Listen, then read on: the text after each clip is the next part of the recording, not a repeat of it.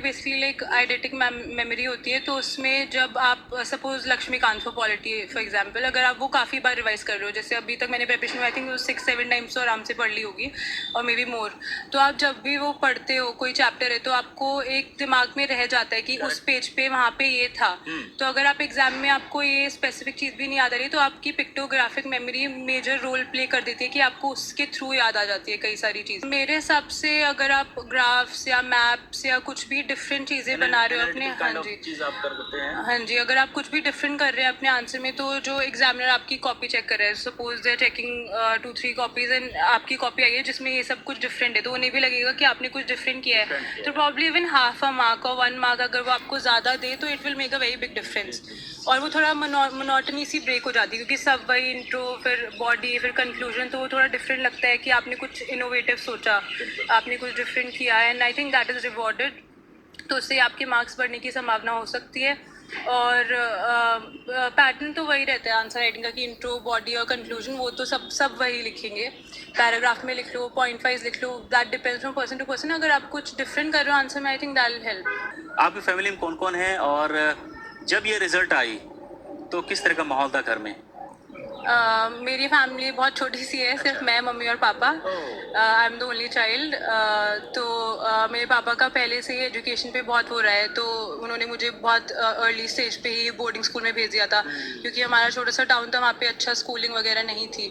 तो उन्होंने उसके बाद DU से दिल्ली में मैं रही हूँ, तो फिर उनका मेजर रोल था हर चीज़ में। जैसे तो फिर फैमिली अदरवाइज बहुत बड़ी फैमिली है, जॉइंट फैमिली में तो काफ़ी सब लोग बहुत ही ज़्यादा सपोर्टिव थे। They had that belief in me कि मैं कर सकती हूँ, मुझसे ज़्यादा उनका बिलीफ था आई थिंक कि ये कर सकती है। तो रिजल्ट जब आई तो फिर कैसे क्या क्या हुआ, मतलब आपने बताया पापा को या उनको खुद पता चला, उसके बाद क्या रिएक्शन था, ये सारी चीज बताइए। जी 7 अप्रैल को सब सुबह से ही पता था कि आज रिजल्ट आने वाला है। तो सुबह से ही हालत ऐसी थी कि क्या होगा क्या होगा, क्योंकि अगर आप इंटरव्यू तक पहुंच रहे हो और आप का नहीं होता है तो आप थोड़ा और डीमोटिवेट सा हो जाते हो ना चाहते हुए भी। धड़कन तो लगी होगी ना, पता नहीं क्या ऑब्वियसली वो ऑब्वियस है कि आपने मेहनत की है तो आपके साथ वो होगा।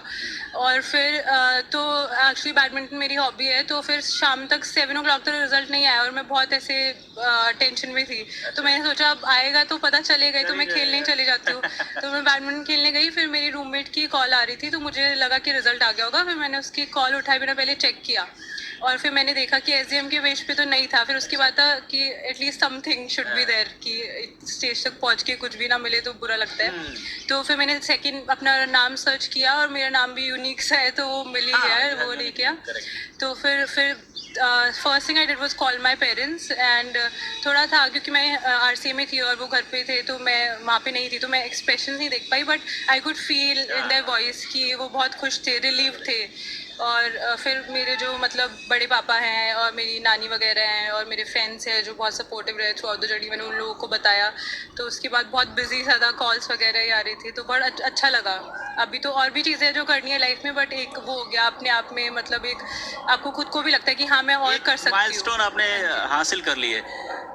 Block development officer as a position जो होती है, इसमें क्या करना पड़ता है, क्या रोल और रिस्पॉन्सिबिलिटी, कुछ पता है आपको इस बारे में?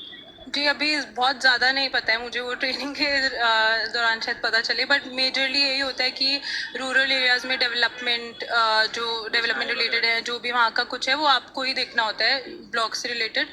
तो आई थिंक यही सब है। विनी, अब मैं रिसोर्सेज की बात करूंगा। आपने कौन कौन सी रिसोर्सेज की, अगर हम जनरल स्टडीज बात करें या फिर ऑप्शनल की?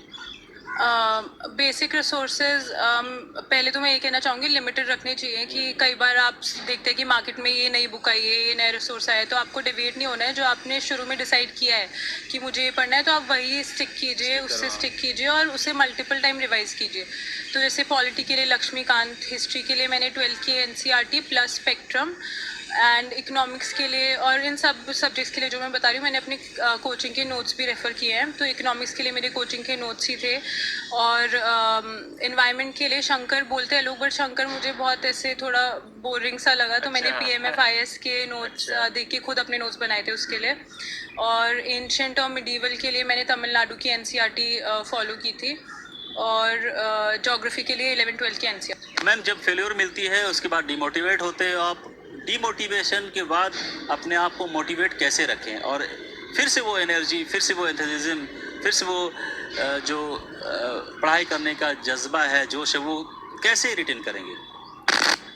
तो मोटिवेशन के लिए दो सोर्सेज हो सकते हैं, एक आउटर सोर्सेज, एक इनर सोर्स। इनर सोर्स है जब आप खुद को मोटिवेटेड रखें, और आउटर सोर्सेज जो आपके फ्रेंड्स, फैमिली, ये सब है, वो आपका सपोर्ट दे रहे हैं, तो वो आपको मोटिवेट रख सकते हैं। But outer source can only help to an extent, क्योंकि आपको खुद को अंदर से मोटिवेटेड रखना है, क्योंकि आपको ही पता है कि आप ये कर सकते हैं। अगर आपको खुद पे बिलीव है कि मैं ये कर सकती हूँ या कर सकता हूँ, तो आपको आउटर सोर्स की ज़रूरत ही नहीं पड़ेगी। आपको खुद अपने अंदर ही विश्वास होगा कि मुझे करना है तो मैं कर सकता हूँ। तो आई थिंक मोटिवेशन के लिए वही है। और अगर आप, मुझे लगता है थोड़े थोड़े ब्रेक्स भी लेने चाहिए, और थोड़ा थोड़ा अपने जो नॉन यूपीएससी लोग हैं, जो यूपीएससी के लिए प्रिपेयर नहीं कर रहे हैं, जैसे मोस्टली मेरे जो स्कूल फ्रेंड्स हैं, तो वो यूपीएससी के बारे में ज़्यादा कुछ नहीं जानते हैं, वो डिफरेंट फील्ड्स में है, तो मैं उनसे बात कर ली थी, तो I to get an outer look of the world की और भी चीज़ें हैं दुनिया में, यूपीएससी सब कुछ नहीं है। Congratulation once again.